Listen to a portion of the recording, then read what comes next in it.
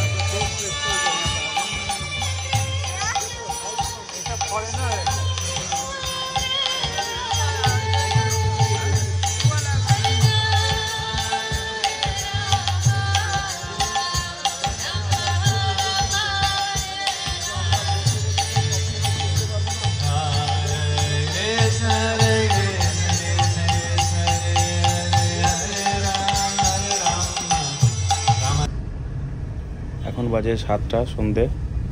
তো আমরা আরতি দেখে মায়াপুর থেকে বেরিয়ে যাচ্ছি।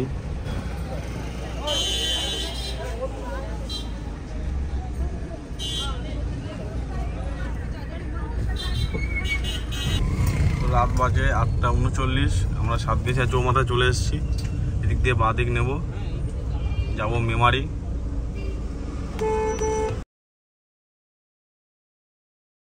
তো আমরা বামুনপাড়া মোড় চলে এসেছি মেমারি। এখান থেকে একটু খাবার নেব, খাবার নিয়ে বাড়ি ঢুকে যাব। আর ভিডিও করতে ভালো লাগছে না। তো গুড নাইট সবাইকে, ভালো থেকো, সুস্থ থেকো।